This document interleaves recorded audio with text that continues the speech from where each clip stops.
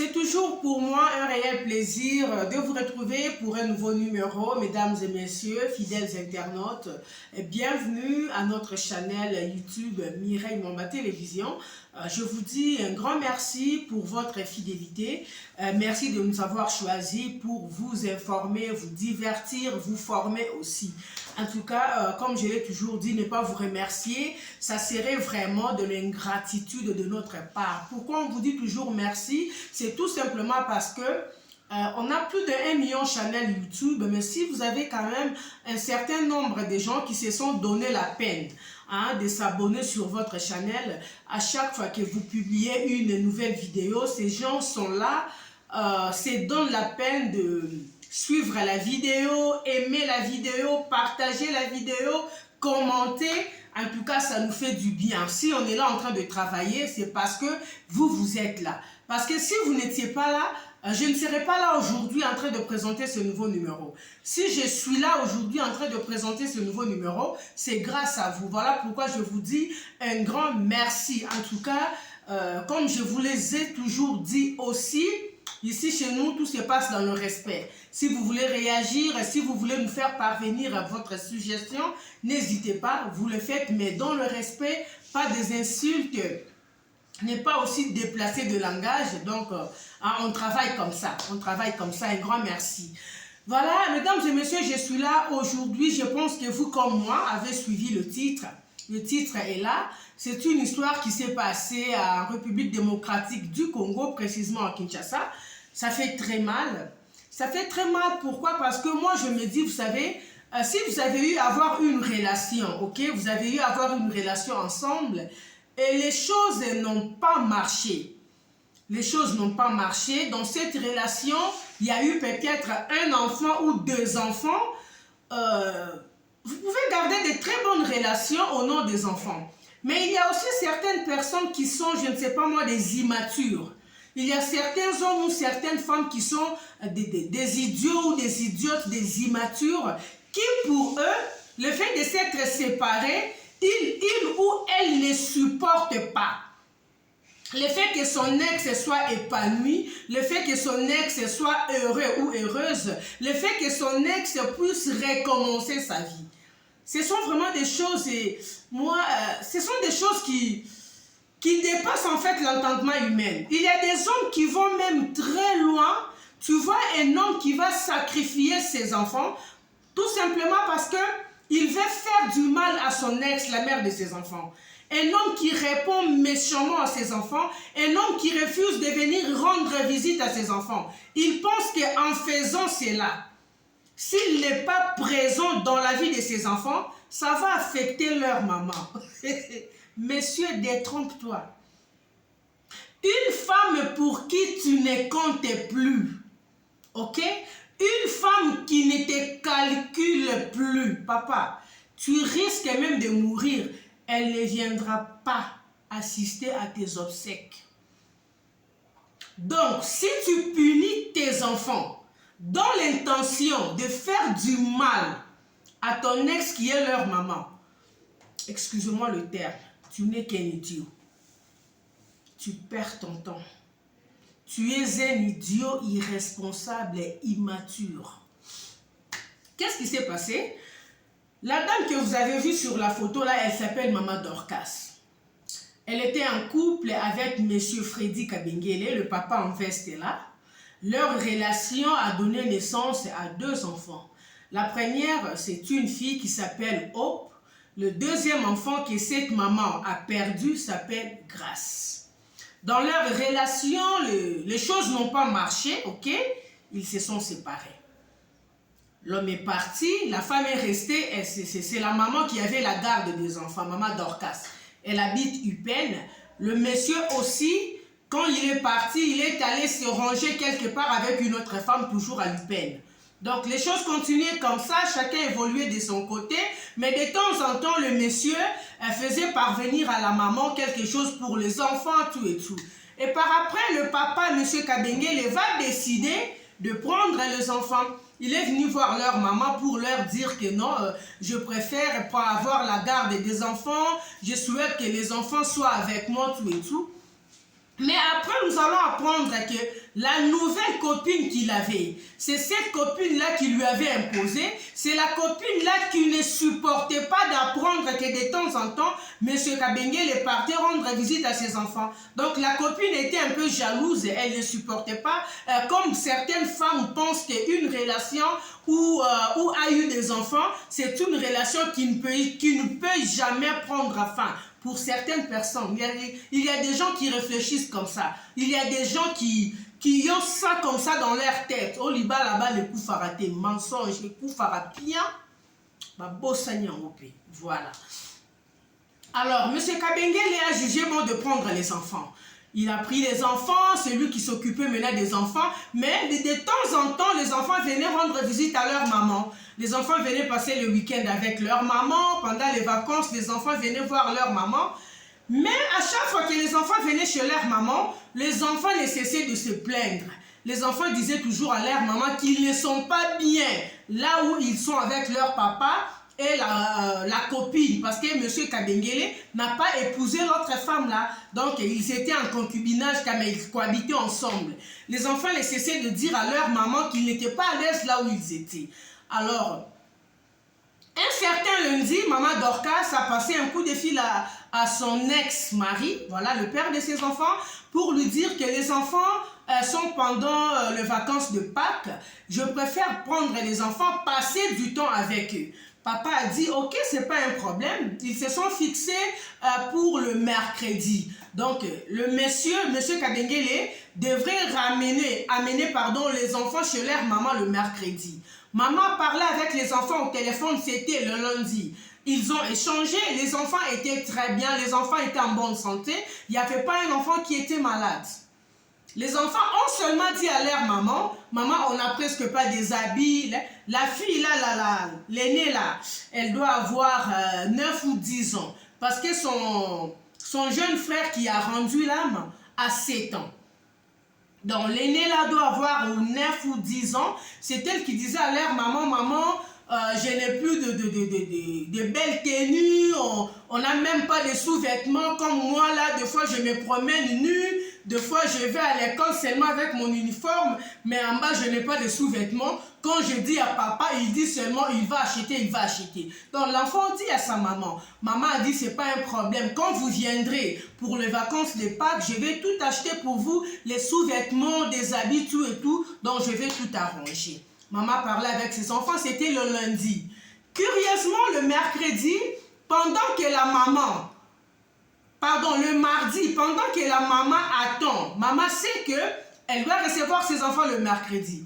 Maman reçoit un coup de fil d'un certain monsieur Chilumbu. Le monsieur là est parenté avec le père de ses enfants, ok? Le monsieur l'appelle pour lui dire que non, maman Dorcas, on est ici aux cliniques universitaires, l'enfant n'est pas en bon état. Maman pose la question de savoir de quel enfant tu parles. Le monsieur lui dit non, il lui parle de Grâce, le petit garçon de 7 ans. Maman qui dit, ah, l'enfant n'est pas en bon état, qu'est-ce qui se passe? Oh non, l'enfant a fait une malaise, tout et tout. Là, d'ailleurs, on est aux cliniques universitaires. La maman qui dit à sa famille, voilà, je reçois le coup de fil, on me dit que l'enfant n'est pas en bon état, s'il vous plaît, amenez-moi au campus. Campus, c'est les cliniques universitaires au Congo, à Kinshasa. Alors, maman et 2 de ses jeunes frères ont effectué les déplacements. Pendant qu'ils étaient en route, le même monsieur lui rappelle pour lui dire que l'enfant est décédé. D'ailleurs, on a déjà mis l'enfant à la morgue. Maman qui dit, mais finalement, je ne comprends pas. D'abord, tu m'as dit que mon enfant n'est pas en bon état. Je me mets en route, maintenant tu me dis que l'enfant est décédé. Tu as même déjà mis l'enfant à la morgue. Maman arrive quand même sur place. Il ne voit pas son ex-mari, le père de l'enfant. Il pose la question, mais où est le père de l'enfant? Le père est introuvable. Il essaie d'appeler le père au téléphone, mais son numéro ne passe pas. Il demande quand même aux gens de la morgue de lui montrer son enfant. On lui montre l'enfant, ce sont des images qu'on ne peut pas vous présenter là. Les images ne sont pas vraiment très bonnes à voir. l'enfant a des mousses qui sortent un peu, qui coulent partout. On ne sait pas de quoi est décédé l'enfant. Mais chose grave, le père de l'enfant, depuis ce jour jusqu'à aujourd'hui, le papa de l'enfant est porté disparu. Alors, maman est retournée à la maison, la maman s'est dit, ok, comme l'enfant est à la morgue, je m'en vais là où les enfants restaient, c'est-à-dire chez leur papa. Maman arrive sur place, tout est fermé. La maison est fermée avec un gros cadenas. C'était une parcelle là avec, vous voyez un peu la cour commune, quoi, il y a beaucoup de portes. La maman a posé la question aux voisins, mais je ne comprends pas, ils sont partis où? Le voisin qui dit à la maman, non, ils ont dit qu'ils vont faire le deuil de l'enfant qui est décédé chez sa tante. On a donné un nom. Alors, la maman, connaissant sa belle-sœur, là, son ex-belle-sœur, là, la tante de ses enfants, la maman s'est déplacée pour aller là-bas. Elle arrive là-bas, elle trouve la barrière fermée. Pendant qu'elle est en train de frapper, personne n'est venu ouvrir. On lui répond seulement de l'intérieur. Le deuil n'est pas ici, le deuil n'est pas ici. La maman qui dit, mais ouvrez d'abord que j'entre, qu'on échange. Comment vous pouvez me répondre comme ça, comme si vous ne me connaissez pas? La belle-sœur, là, la tante des enfants, la tata moi aussi là, elle répond, je ne connais pas ces histoires-là. De toutes les façons, le deuil n'est pas ici. On n'a même pas laissé cette pauvre dame qui a perdu son enfant d'entrer dans la parcelle. La maman s'est retrouvée dans la rue, le quoi, à Kizembi. Elle a commencé à pleurer, ne sachant pas quoi faire, ne sachant pas où aller. Le père des enfants, le téléphone ne passe plus jusqu'aujourd'hui. Il est porté disparu, on ne sait pas où il est. La maman a décidé maintenant de rappeler la personne qui lui avait appelé pour lui annoncer la mort de l'enfant. Pour lui demander, mais où se trouve mon premier enfant, ma première fille? Oh, la petite là de 9 ou 10 ans. Le monsieur là lui dit que c'est lui qui est avec l'enfant. Tu es avec l'enfant, mais tu y es où? Aucune réponse. Le monsieur raccroche le téléphone. Donc, jusqu'aujourd'hui, s'il vous plaît, aidez-nous à retrouver ces messieurs. Parce qu'on se pose la question, s'il est innocent, s'il ne sait pas de quoi est décédé son fils, comment est-ce qu'il peut prendre fuite comme ça? Comment est-ce qu'il peut disparaître comme ça? Vous voyez pourquoi moi j'ai dit souvent aux dames, si ça n'a pas marché dans une relation, souvent ces histoires de laisser les enfants avec leur papa, les messieurs ne savent pas s'imposer quand ils sont des gens dans leur nouvelle relation pour la protection des enfants. On ne sait pas qu'est-ce qu'on a fait manger à cet enfant. L'enfant a été empoisonné, l'enfant a été étranglé, on ne sait pas. Tout ce qu'on sait, l'enfant est décédé. L'enfant décède et le père de l'enfant disparaît. On ne sait pas pourquoi il a pris la fuite. Est-ce qu'il maîtrise quelque chose de la mort de son enfant? Il connaît, il sait de quoi est décédé l'enfant? On ne sait pas. Pourquoi il a disparu? On ne sait pas. Pourquoi il a disparu, on ne sait pas. Ça fait très mal. Vous savez, moi je vous dis, il y a des hommes qui ne réfléchissent pas. Il y a des hommes qui ne supportent pas de voir leurs ex évoluer.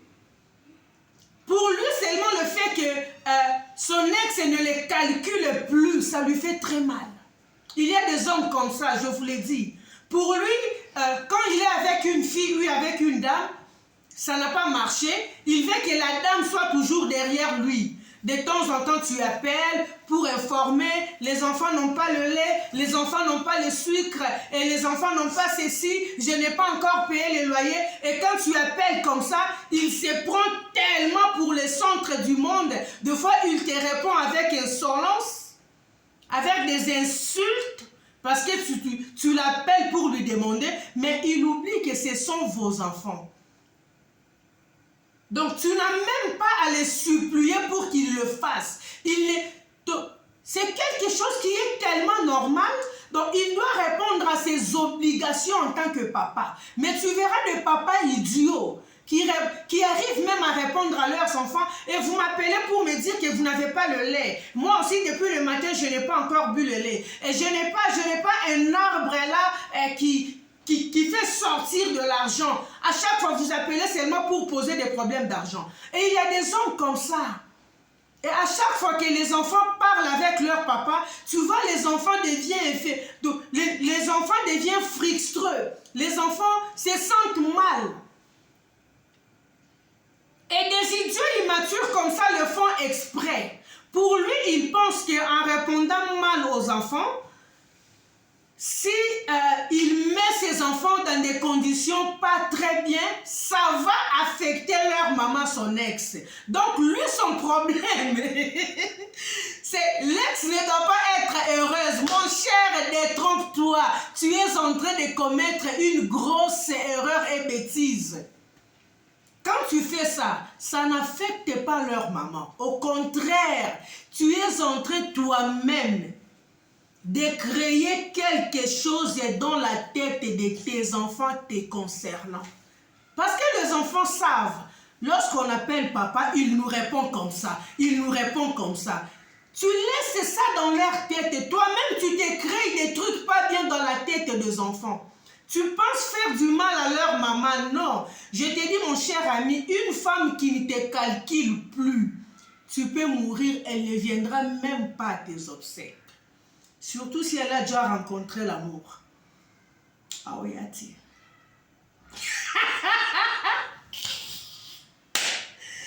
Les immatures, vous comprenez un peu là? Un homme normal, tu ne peux pas chercher à faire du mal. Tu ne peux pas faire du mal à tes propres enfants.